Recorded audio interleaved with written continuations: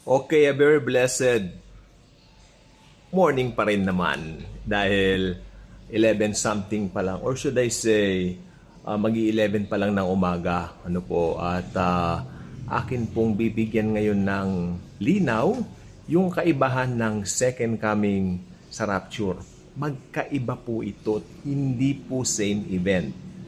Marami po akong nagbabasang post, second coming, be ready, second coming agad. Thinking sa kanilang isip na magkaisang event ito, parehas daw, according to them, dahil nga po sa mga ilang pagkakapare-pareho tungkol doon sa mga trumpets na binabanggit.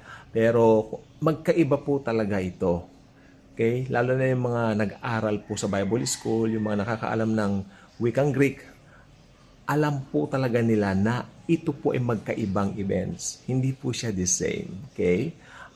Okay, padadaliin ko na lang po para makuha po ninyo. Sa rapture, Jesus will come for the church. Jesus will come to get His church. Tayo ang church. Tayo mga believers ng Panginoong Jesus ang church. 'Di ba? So kukunin po niya tayo to be with Him forever and ever. Yun po ang gagawin niya sa araw ng rapture. Okay. Pagkatapos po ng rapture, great chaos ang mangyayari sa daigdig na ito. Magkakaroon dito ng kapighatian na hindi pa naranasan. Nakahula po yan sa banal na kasulatan. Reason ng rapture. What is the main reason? Bakit may rapture? Because of the love of Jesus towards His church, His bride. Hindi niya hahayaan na suungin natin ang ganong kahindik-hindik at ganoon katiribleng pasakit. No? Jesus loves us so much. Mahal niya tayo. Pag na-rapture na po tayo, again, nasabi ko na po kanina, great chaos ang mangyayari din sa ibabaw na ining mundong ini. Tapos, after that, sa langit, doon tayo dinala, magbibigayan ng reward. Bema seat of Christ. There in heaven, Jesus on the throne, giving us rewards. May nag-text, may nag-message. At tayo po ay kanyang bibigyan ng reward. Ano naman ang reward na yun? Abay, malay ko. Hindi ko alam. Pero, message. Hayaan nyo, hindi ko pinapasin nag-PPM. Mamaya na may ginagawa. So, tayo po ay, saan ba ako? May nag-PPM kasi. Okay, magbibigay ng reward. Doon na ba tayo? Okay, nagbibigay siya ng reward sa heaven, sa believers. Habang dito, pasok na po yung 7 years of tribulation. Diba? First 7 years, first 3 and a half years, kaya yan. Tribulation. First 3 and a half years. Kumbaga, good boy yung Antikristo. Good boy siya. Mabait siya. Sige lang, di ba? Sasabihin ng mga Hudyo, oh, please, let us make our temple. O, yung third temple, papagawa po niya yan eh. At bibilib sila dito sa Antikristo na ito at yes, magpapakitang gilas siya sa mga tao, especially sa mga Jews, no? At ang Antikristo po ay magiging mabango. Kasi after nung rapture, may great chaos nga nangyari. Nag-offer ng peace ang Antichrist eh, di ba? At nag-offer siya ng peace.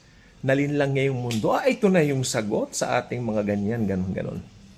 And, ayun, nalinlang nga ang sandaigdigan na at ang terrible pa nito, nagkaroon po ng tinatawag na dahil nakita ng Antikristong sikat siya, gagawin niyang mandatory ngayon yung mga bagay-bagay na nasa mind niya. Pero bago niya po gawin yon, papanik muna siya dun sa pinagawa niyang third temple para sa mga Hudyo.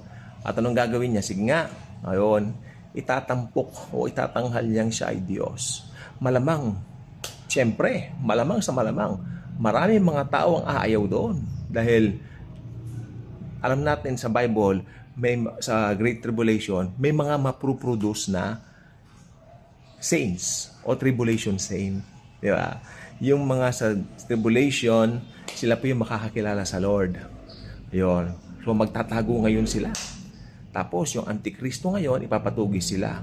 Sandali nga po pala, pag umakyat na po yung Antichrist doon sa tinatawag na temple at iproproklama niyang siya ay Diyos, pasok na po yung Great Tribulation. Ito po yung second part, no? Yung tribulation, Great Tribulation na. Pagkatapos, anong mangyayari? Okay, so syempre, tribulation na ngayon. Yan na, papatugi sila. Pero ang nag-provide ng Panginoon ng isang pagtataguan ng mga Hudyo during that time, ito yung Petra. Hindi Petrang kabayo, Petra. At doon po sila sa Petra sa loob ng ilang panahon hanggang magapi yung Antikristo sa second coming ni Lord. Okay? Sa Great Tribulation po, matindi po ang lindol, matindi po ang mga sakuna, matindi ang mga nuclear wars, matindi ang mga sabog-sabog na ganyan, yung parang movie lang ang datingan, yung datingan. Pero ano yun, totoo po yun, talagang matindi yan. No? Chang, wag niyong pangarapin, no? Na matira doon, na maiwan, no? Dahil sa totoo lang po, at ito po ay hindi kaaya-aya. At yun, at syempre, at ang Antikristo po ay yung mga ayaw magpatatak kasi magre-require siya na magtatakan ng 666. Aba, nung ako po ay bagong mananampalataya, naiisip ko yan, yung 666 na yan. Ay, baka lalagay sa noo. May pentel pen, isusulat sa noo. 666. So, kababawan, di ba? Yung kababawan po yon. Hindi po gano'n. Sabi naman ng iba na nauso yung microchips, no? Microchips. Pero may mga mas bago po, mas makabagong invention ngayon on how to control people. At abang tumatagal po kasi ang panahon, ganyan ko na lang yan para mas malayo. Malaki lang tiyan. Malaki ang tiyan ko. So, ibig sabihin, habang tumatagal po kasi, yes, maraming gadgets ang lalabas. Ngayon nga marami naglalabas ng cellphone, may bagong cellphone ngayon, mamaya luma na, 'di ba? Ganyan talaga ang mundo, nagbabago. So lalo na noon, by the time meron ng paraan to control people in a very smart and quickest way to do it. So after that, papahabol ng Antikristo yung mga ayaw magpatatak at papupugutan ng ulo. Ito po yung magiging tribulation saint. Magiging tribulation saints po sila. At sila po ay, sabi po na aklat ng Revelation, silang mga pinugutan dahil kay Jesus, kay Jesus. Sila yung mga pinugutan dahil kay Jesus. So, sila po yan. Sila po yung mga yan, no? At mangyayari po nito, dahil gayon na nga po ang pangyayari, at diretso po sila sa langit. Saints na po sila. Believers po sila, no? Pero yung mga naiwan po rito, talagang dumaranas ng delubyo, lindol, sakuna. Hanggang darating na po si Jesus. Ito na po yung second coming.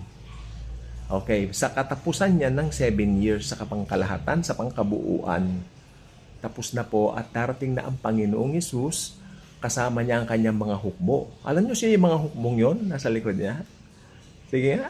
Kaya, tayo po yun. Tayo mga mananampalataya niya, mga believers. Tayo po yun. Nasa likod tayo ng Panginoon. Para maghari siya ng 1,000 years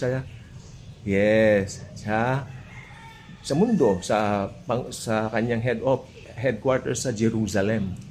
Doon niya i-establish yung kanyang trono. Yan po mangyayari doon. Yan po ang mangyayari during that time. Yun po yung second coming na tinatawag. Okay? Magbabalik po siya sa Mount of Olives kasi dyan po siya huling umakyat. Mount of Olives sa Jerusalem po niya siya babalik. So, yan ang kaibahan ng rapture, second coming. Ang rapture, darating si Jesus para kunin ang kanyang church. Di ba? Sa second coming naman, darating si Jesus together with His church. The bride of Christ. Tayo po yon. Okay? So, pag ikaw ay mananampalataya ng Panginoon, ginablit ko siya kung yan, congratulations, dahil tiyak, makakasama ka sa rapture at makakasama ka sa second coming ni Jesus pagbalik tayo. Para maghari tayo kasama tayo maghahari, maghaharap tayong kasama ng Kristo sa Jerusalem. Tatanghalian na po ako. God